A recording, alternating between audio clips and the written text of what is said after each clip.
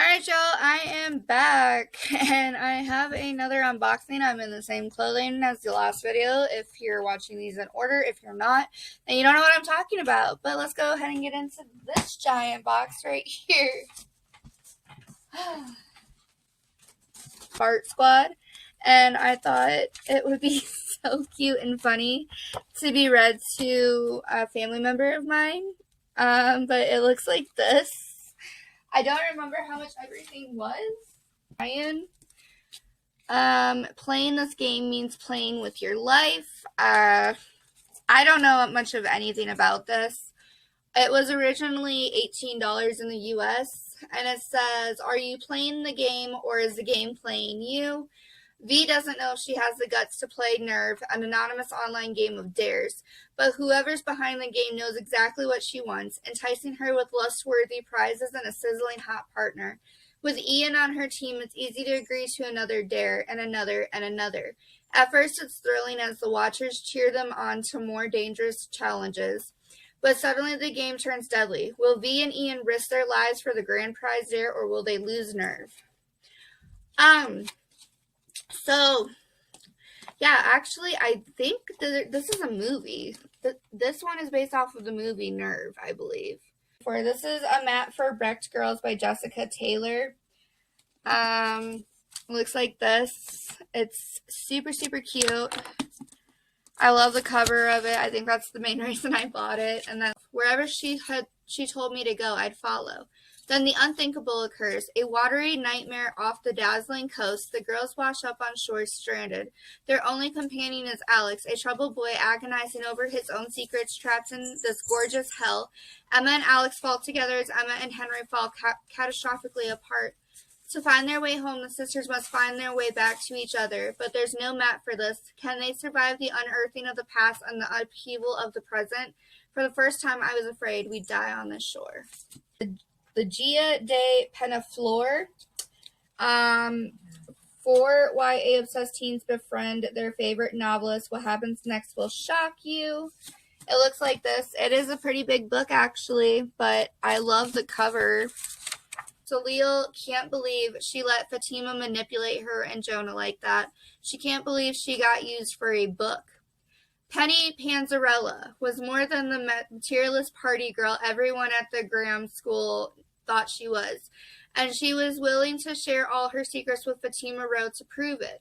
If only she'd known what would happen when Fatima found out about Jonah.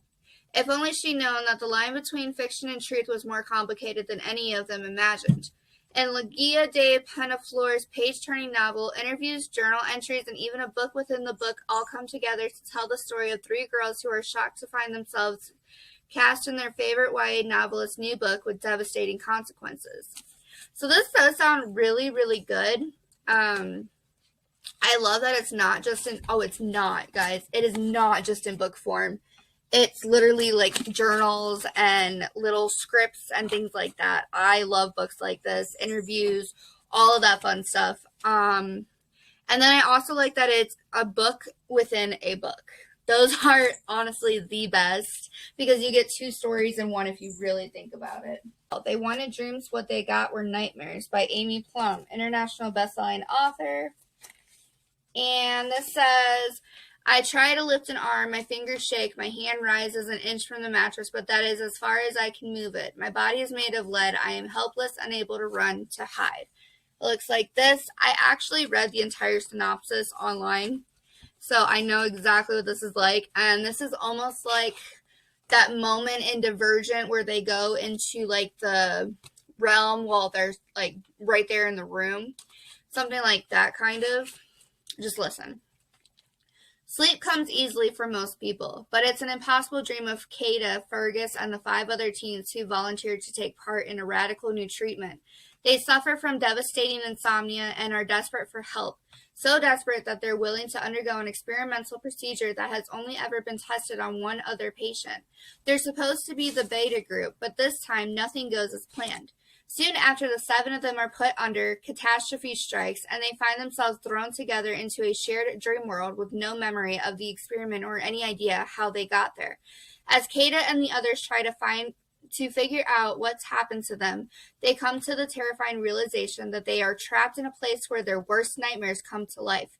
Hunted by creatures from their deepest, darkest imaginations and tormented by terrible secrets they'd rather keep buried, the teens are forced to band together to face their biggest fears.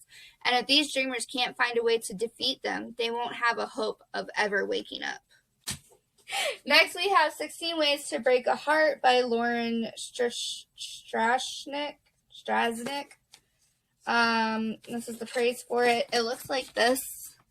It looks fun, cute, it's short. It says, Natalie and Dan were electric from the moment they met. Witty banter and sizzling chemistry made falling in love easy, even inevitable.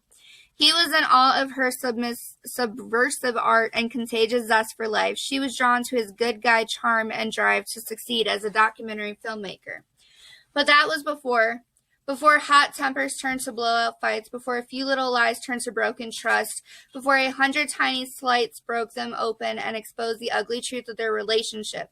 And now Natalie wants Dan to know just how much he broke her. Over the course of one fateful day, Dan reads 16 letters that Natalie has secretly brilliantly hidden in places only he will find. And as he pieces together her version of their love story, he realized that she has one final message for him, one that might just send his carefully constructed life tumbling down. Unfolding through letters, texts, and chats, Lauren Strasnick's smart, sexy, page-turning new novel is the ultimate he said, she said breakdown of a relationship gone wrong. And again, that sounds super interesting. When it's not always just in book form, it always makes things so much easier to read to me. I don't know what it is, but I love that. I love when it's like IM chats and things like that. Wow, I just really showed my age. IM chats. You guys are probably like not even old enough to understand what an IM chat is anymore.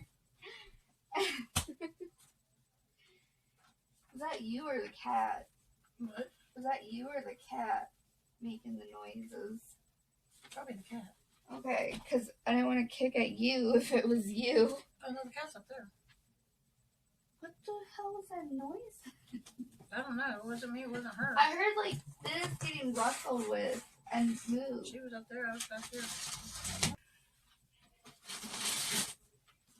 Alright, next we have Making Pretty by Corey Ann Haiti, and it looks like this. She's everything Montana would like to become, but the friendship with Carissa is driving a wedge between Montana and her sister, and the more of her own secrets Carissa reveals, the more Montana has to wonder if Carissa is someone she can really trust, and the way she wants to be seen. For the first time, Montana understands how you can become both lost and found in somebody else, but when that love becomes everything, where does it leave the rest of her imperfect life? This is the next book in the Mara Dyer series. This is Becoming of Noah Shaw.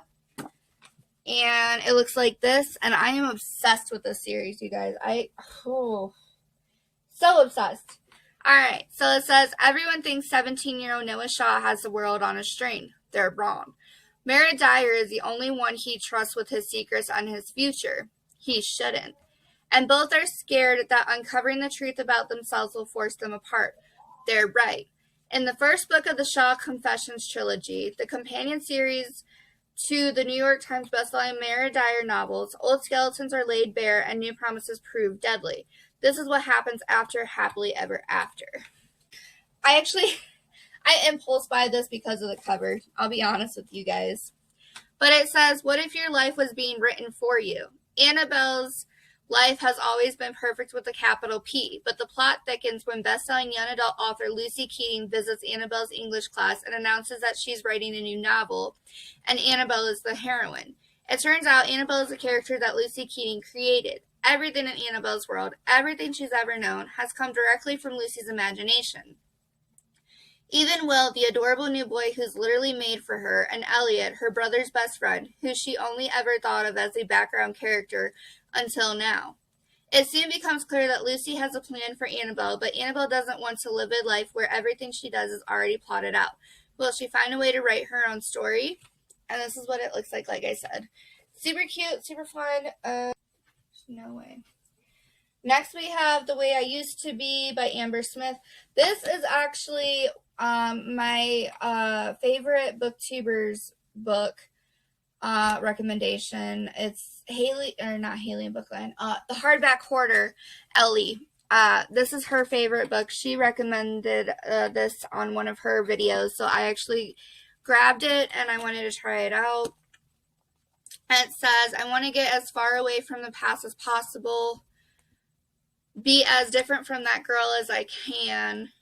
It says, Eden was always good at being good. Starting high school didn't change who she was, but the night her brother's best friend rapes her, Eden's world capsizes. What was once simple is now complex. What Eden once loved, who she once loved, she now hates. What she thought she knew to be true are now lies. Nothing makes sense anymore, and she knows she's supposed to tell someone what happened, but she can't. So she buries it instead, and she buries the way she used to be, told in 4 parts, freshman, sophomore, junior, and senior year. This provocative debut reveals the deep cuts of trauma, but it also demonstrates one young woman's strength as she navigates the disappointment and unbearable pains of adolescence, of first love and first heartbreak, of friendships broken and rebuilt, all while learning to embrace the power of survival she never knew she had hidden within her heart. I was actually born in Cleveland, Ohio. So, I don't know if you guys know this, but this is by Michelle Knight. It's Finding Healing and Happiness After the Cleveland Kidnappings. It's called Life After Darkness, now known as Lily Rose Lee, is what her real name is, not Michelle Knight. But from Michelle Knight, the first of 3 women abducted by notorious Cleveland kidnapper Ariel Castro, comes an inspirational book about hope and healing after years of unimaginable abuse. Dr. Phil McGraw actually blurbed this, and it says, in my 12 years of doing the Dr. Phil show, no one has changed me like Michelle Knight and her story of survival. So for Dr. Phil to blurb a book, that's crazy. Oh my gosh, and she's so beautiful. She's got such a great life now. It even has illustrations in here of like what her life is like now after being in the kidnappings and stuff. It's crazy how she found like such a light out of it. Yeah, this is something I followed drastically. I actually have another book up on my shelf that's based off of the Cleveland kidnappings. I'm just really glad that they were found, because one of them was able to escape while Ariel was at the store or something. They finally were able to get enough courage to escape. And I hope that the person that had a child of Ariel Castro's is doing good too, because that's got to be really difficult to have a child in captivation. And then also, I'm really glad that Ariel Castro killed himself. As bad as it sounds, I mean, it was a very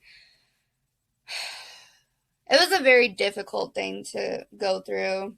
I didn't personally go through it, but I feel it, and I actually used to walk by that house for so many times when we would go out to visit family in Cleveland, because I'm actually originally born and raised in Cleveland until I was about 7 or 8 years old.